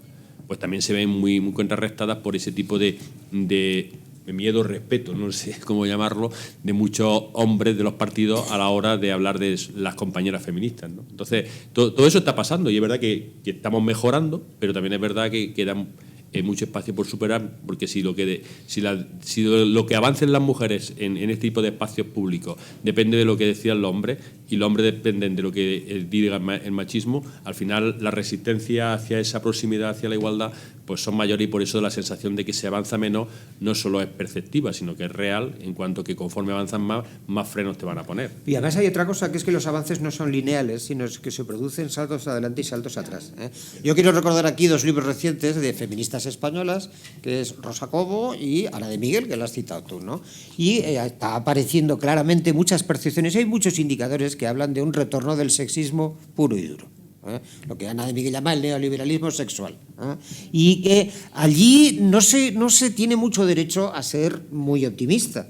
Porque, por ejemplo, muchas mujeres actuales, incluso con alto nivel de estudios, en nombre de la libre elección personal, es decir, en nombre de la decisión neoliberal, dice, yo quiero ser una mujer atada a mi marido, a mis hijos, con la pata quebrada y en casa, y mantenida como una reina. Como lo elijo yo libremente, tengo pleno derecho. Yo soy la más moderna de todas. O me hago prostituta o call girl o lo que queráis. Y en ese sentido parece claramente, hay un libro que a mí yo lo pongo siempre a mis alumnos, que es el de Muñecas Vivientes, de Natasha Walter, que está en Editorial Júcar. La vocación de las estudiantes universitarias dice, ¿estudiar para qué? Si me hago stripper, me divierto más, ligo más y gano más dinero. Entonces sería idiota si me quieres ser psicóloga, porque no ser stripper. Ese tipo de cosas que nos hacen pensar que no están las cosas nada claras. Que puede que ser esta especie de retorno del sexismo pueda ser una reacción pasajera, flujo, reflujo, y que estas oleadas de ascenso y descenso a largo plazo van ascendiendo. Es posible, lo veremos en el futuro. Pero de momento, mientras estamos con el reflujo y la reacción patriarcal, lo de la reacción de los feminicidios aumentan a alta velocidad en todo el planeta. Entonces, la violencia en las nuevas guerras se está multiplicando. Resulta que violar y matar mujeres es una táctica militar mucho más eficaz que todas las demás. Entonces, cualquier partida de guerreros, los de ISIS o los de Boko Haram, dicen, oye, sin ningún coste nos dedicamos a capturar niñas, las violamos, las repartimos y tal y cual, y encima llamamos la atención de los occidentales en los medios, pues tira millas. No está la cosa nada clara. Y así que ojalá que estos flujos y reflujos sean progresivos. Pero aquí hay una cosa muy importante, que no debemos confiar nunca que el viento de la historia juega a favor del feminismo. No debemos confiar nunca, porque eso le pasó al proletariado del siglo XIX. Y ahora estamos en una época de predominio absoluto del capital. El viento de la historia no jugaba a favor del proletario, como es evidente. O por lo menos hoy por hoy, y en el corto plazo y medio plazo, estamos en una era de neoliberalismo financiero a tope. Y entonces, ¿seguro que el viento de la historia juega a favor del progreso del feminismo? Ojalá, pero los signos son ambiguos como poco. Y si nos ponemos en mala racha, pues desalentadores. Pero en fin, el futuro lo dirá. Sí.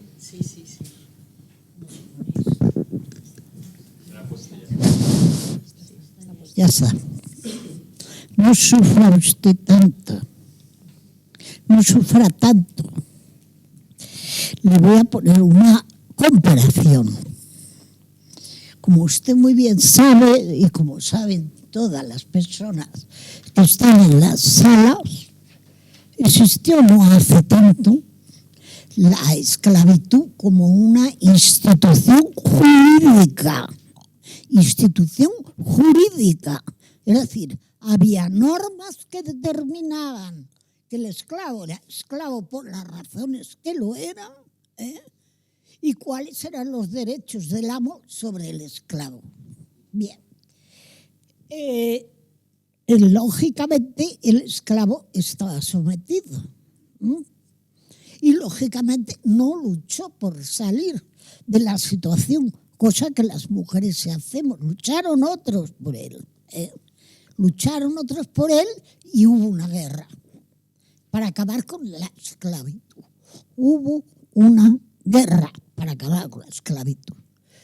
Las mujeres no se han planteado hacer una guerra, pero las mujeres, igual que los esclavos, lo han tenido bastante difícil. El feminismo ha sido fluctuante. Para ser concreta, las noticias primeras que se tienen de actos feministas importantes empiezan en la Revolución Francesa, con la igualdad, la legalidad y la solidaridad.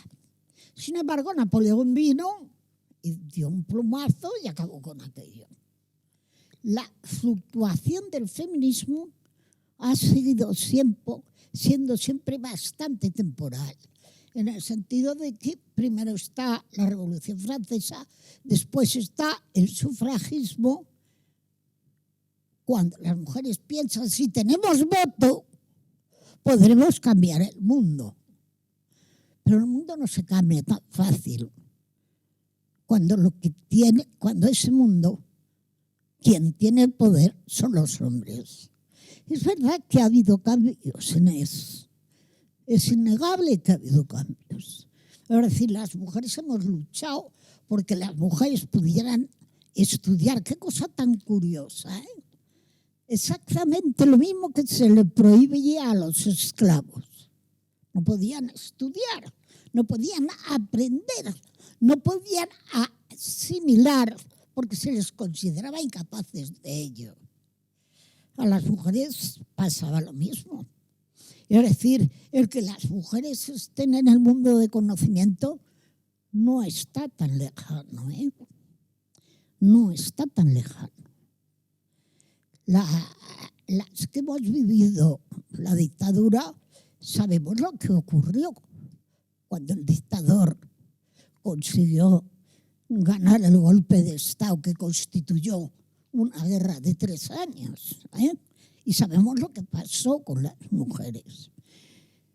Yo, desde luego, nunca tiraré la toalla con respecto al cambio, porque creo que el cambio es factible, aunque va a ser muy duro.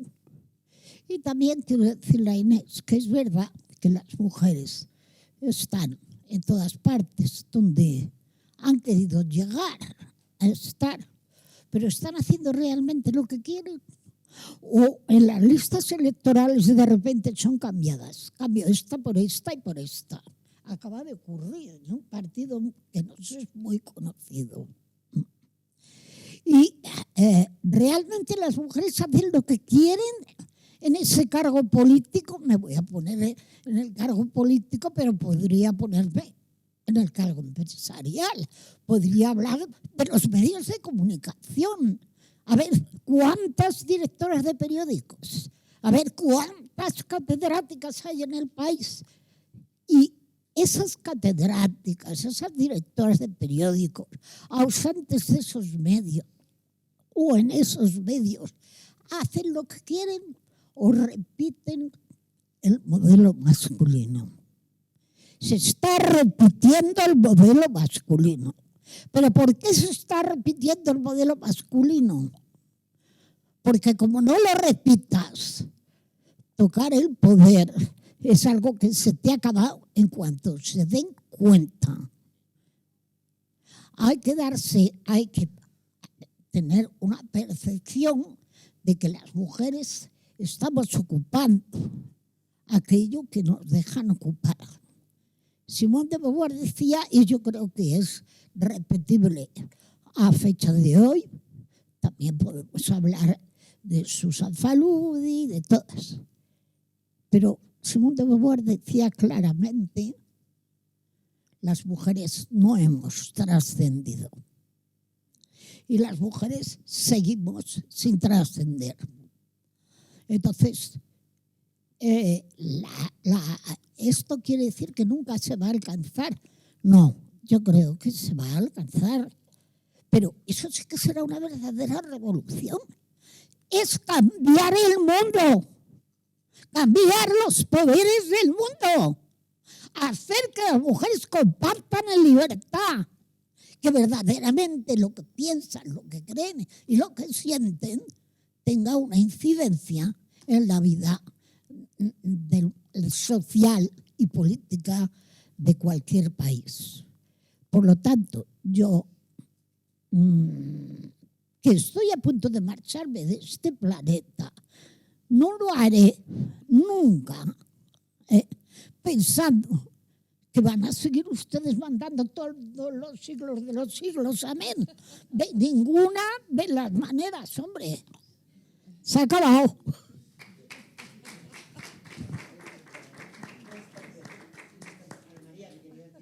Cositas para matizar, no para matizar, para defenderme, por decir así. En primer lugar, lo de la esclavitud es verdad, pero nunca como ahora ha habido tantas esclavas sexuales en Occidente. ¿No?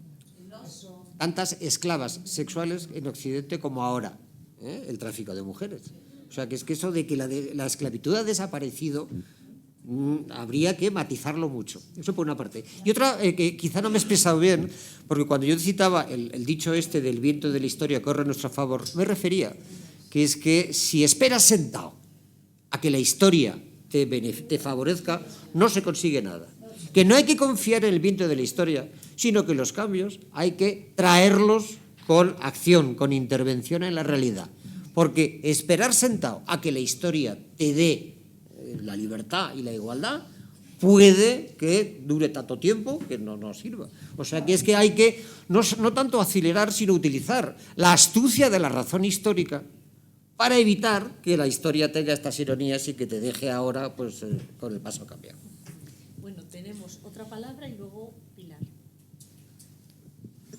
Es muy cortito, pero yo creo que esta mesa no puede levantarse sin hacer una reflexión sobre un tema que tenemos encima y que es muy importante. Estoy completamente de acuerdo en que las sociedades evolucionan y involucionan. Igual que el imaginario colectivo se va creando y se va originando desde las estructuras sociales más básicas. Que el currículum no es todo, pero es muy importante. Nos encontramos ahora, desde el año pasado, se ha puesto en marcha y parece ser que no tiene ningún viso de que la cosa vaya a cambiar, una ley que para las mujeres, la ley educativa, la LOMCE, para las mujeres puede ser profundamente, no puede ser, lo es y lo va a ser profundamente gravoso.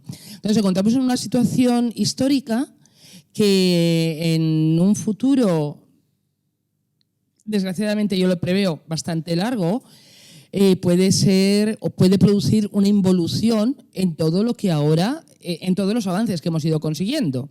Es una ley perversa en sus inicios, se ha ido cambiando en distintos borradores porque se concibe inicialmente con una clara diferenciación de currículos paralelos chico-chica, pero bueno, eso se quita, pero da igual, es decir, en todo el currículum oculto de la LOMCE subyace de una manera profunda la gran diferencia, la gran desigualdad entre...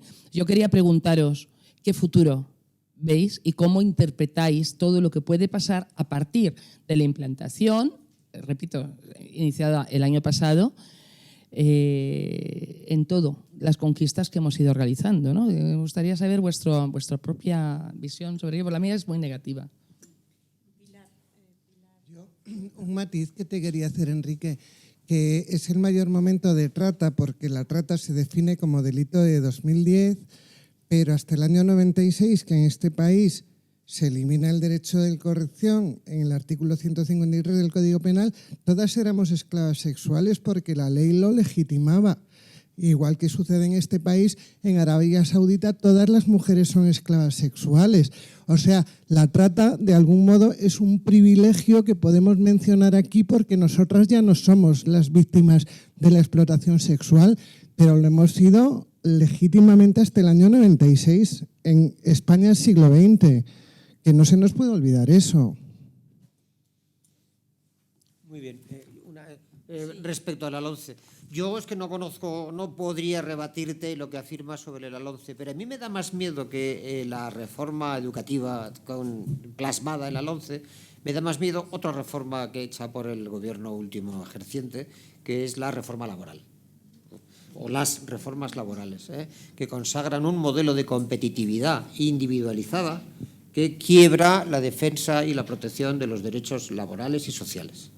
Y eso para las mujeres es mucho peor, yo creo, porque está pensado para varones que compiten individualizadamente con competitividad a la masculina, sin ninguna clase de solidaridad, que cada uno sálvese quien pueda, con las marcas personales, el neoliberalismo más feroz, y quiebra todo el sistema de protección solidaria. de la fuerza de trabajo, de los profesionales y de los asalariados en general. Y en ese sentido me parece más lesivo, sobre todo para la población femenina, todavía más que para la masculina, porque precisamente por cuestiones de conciliación hace más falta la protección de derechos laborales para las mujeres que para los hombres, por la cuestión de la conciliación, porque los hombres no queremos, yo sí quiero, pero no suelen querer corresponsabilizarse de la maternidad, la crianza, etcétera, etcétera. Total, que yo no me atrevo a suscribir lo que dices tú sobre la LOMCE, pero sí que redundaría en lo mismo el insistir en que la reforma laboral, si no se vuelve atrás de ella, puede ser todavía peor que lo que cabe esperar de la LOMCE. Miguel y Mapola, ¿queréis decir algo? No, yo estoy de acuerdo que lo que pasa con la LOMCE siempre tengo la sensación de que no va a llegar a aplicarse para generar ese daño que de no evitarse se producirá. Y de hecho ahora mismo de los planteamientos que se están haciendo a nivel de la constitución del nuevo gobierno, los dos grandes ejes sobre los que gira la negociación es la reforma laboral y la educativa. Y incluso cuestionando que no puede ser que cada gobierno llegue con una nueva ley de educación, ¿no? Pero es cierto que si no se hace algo para evitar que se aplique la LOMCE, el daño es terrible, por todo su contenido, por el planteamiento incluso dinámico con la segregación y porque, aparte de transmitir todo lo que es la educación basada en la desigualdad, con todo lo que es de aprendizaje, conocimiento, el aspecto que se ha mencionado antes, ético, sentimental, de darle un valor añadido, puesto que es el currículum. Entonces, ya no es solo porque te transmitan eso, sino porque si te lo transmiten es porque tiene valor. Entonces, ese componente añadido en lo que aparece en el currículum es un componente que luego se traduce y se continúa a nivel de la educación fuera de ese contexto exclusivamente escolar o en las aulas, ¿no? Y yo creo que de no modificarse efectivamente tiene ese impacto totalmente terrible en lo que es el avance de la igualdad. Lo que pasa es que desde el principio, desde que se estaba planteando los primeros debates, he tenido la sensación de que nunca llegaría a aplicarse del todo, aunque tampoco pensaba que llegaría a aplicarse algo, pero que nunca he tenido la sensación de que se va a aplicar hasta el último extremo. Y de hecho la sensación que hay ahora es esa, que parte de las condiciones que se van a poner para que haya un nuevo gobierno, incluso el Partido Popular, será cambiar y modificar estas dos grandes líneas de continuidad del modelo, que es la reforma laboral y la ley de educación, precisamente jugando con la posición de referencia del hombre sobre la mujer. Fíjate que lo que he dicho con la reforma laboral solamente es un puntito muy breve, pero para que os deis cuenta hasta qué punto la reforma laboral y la reforma educativa están unidas.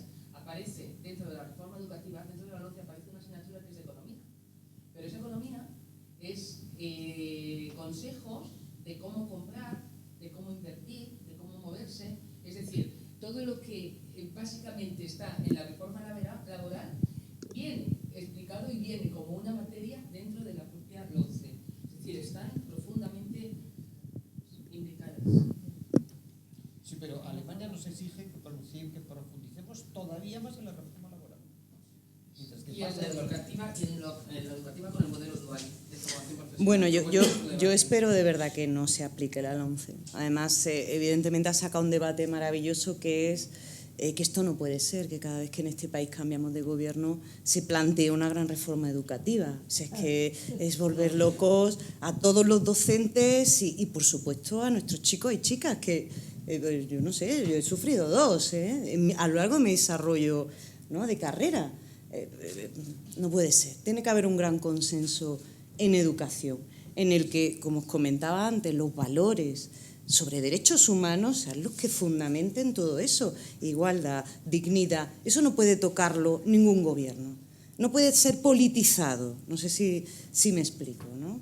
Entonces, ojalá no se aplique y ojalá lleguemos a una madurez política en este país para estar por encima y salvaguardar aspectos tan importantes como es la educación de las futuras generaciones, ¿no? Y que haya un gran pacto en ese sentido. Dice, no, vamos a hacer las cosas con una madurez democrática, como ocurre en otros países, en los que hay ya un consenso en este aspecto y no se toca, ¿no?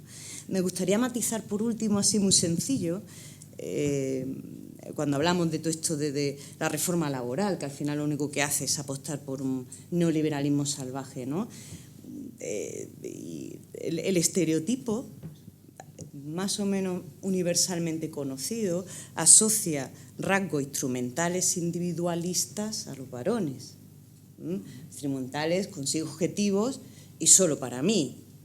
Y a las mujeres son más expresivo-comunales, es decir, expreso hacia los otros y guardo la comunidad. Me preocupo no solo de mí, sino de mí y de los demás. Entonces, si os fijáis, esos valores ¿no? que hablaba Miguel antes, ¿no? que son como niveles de éxito también para las mujeres, ¿no? Que nosotras nos volvamos instrumentales individuales, ¿no? O sea, nos procuremos en conseguir objetivos y mirando solo por nosotras. Está más asociado a los prejuicios. Es decir, cuando yo le doy valor a las cosas, se valora más lo instrumental individual que lo expresivo comunal, evidentemente. Pero para poder conseguir los cambios, como muy bien ha dicho Ana María, muy bien, nunca se consiguió con cooperación ganar a la competición. Jamás. O sea, como no nos armemos y peleemos, no van a cambiar las cosas. Luego reconoceremos, reivindicaremos nuestro papel importantísimo expresivo comunal. Pero desde ahí difícilmente vamos a ganar espacios para reivindicarlo, justamente, ¿no? Porque se impone, es una cuestión de equilibrio justo de poder. O sea que sí que tenemos que pelear, seguir peleando. Pero también reconozco, y así quiero cerrar, espero, ¿no?, que sí que hemos avanzado mucho. No es de un positivismo naif, Enrique, pero sí desde un realismo de no estamos igual que hace 50 años. Eso no es para bajar la guardia, pero sí para animarnos. Es decir, si hemos llegado hasta aquí, podemos seguir avanzando. Queda camino mucho, pero hemos llegado hasta un punto interesante, por lo menos, ¿no? En fin. Tenemos una última intervención, por favor, breve para terminar. Sí, verá. Era simplemente andando en el sistema educativo, en el modelo educativo, dos cosas. La LOMCE ahora, pero otros modelos educativos anteriores o otras leyes, olvidan dos grandes edades o dejan de lado a dos grandes edades, 0 a 6, que es una edad de aprendizaje bestial en la que se dice que conformas la personalidad o que el niño o la niña tiene las mayores posibilidades de aprendizaje, y después pasamos a la adolescencia, que es el otro gran olvidado y motivo por el que también hemos estado hablando de violencia de género. O sea, tenemos un sistema educativo que no se adapta a la adolescencia, sino que en la época de tu vida en la que más necesitas dormir, porque biológicamente, fisiológicamente necesitas más dormir, te levantan a las 7 de la mañana porque tienes que estar estudiando a las 8 de la mañana y te meten 8 horas seguidas de clases con 20 minutos de descanso para tomarte un bocadillo, hacer lo que te dé la gana. Voy a esto porque también creo que en todo esto del sistema educativo, independientemente de leyes o no, que es verdad que hay que luchar por un sistema educativo más allá de las leyes, más allá de las ideologías y más allá de los partidos, también hay otro gran olvidado que es la familia y la comunidad. Quiero decir, hay una separación abismal entre el modelo educativo, las escuelas y cada vez más, y las familias y la comunidad. Es como que se ha perdido ese vínculo que tenemos todos. Es decir, la infancia debería ser un bien público, no es un bien particular de una familia, de unos padres, de unas madres. Es algo que debe ser un bien público, y si queremos cambiar, yo escucho hablar, yo aprendo un montón escuchando a todas las personas que están aquí, pero cuando pienso, ¿y dónde está la solución? Porque para cambiar los sistemas de poder tendremos que cambiar la gente que viene, la educación de la gente que viene después de nosotros, que están ahí en ese sistema educativo que nosotros estamos creando y que estamos separando. Yo cuando veo las propuestas de los partidos políticos en cuanto a conciliación familiar, digo, ahí va, la conciliación pasa porque nuestros niños estén 12 o 14 horas en las escuelas. Nada tiene que ver con las empresas y con la reducción de jornadas laborales, ni nada por el estilo. Pasa porque los niños salgan de nuestras casas a las 7 de la mañana y vuelvan a las 8 de la tarde. Entonces, quiero decir, todo ese modelo es violento de por sí. Entonces, simplemente era una reflexión que era como, ¿y dónde está la solución? Porque sería guay. Muchas gracias. Bueno, pues vamos a terminar por hoy. Mañana nos vemos de nuevo a las 10 de la mañana aquí. Y muchísimas gracias a los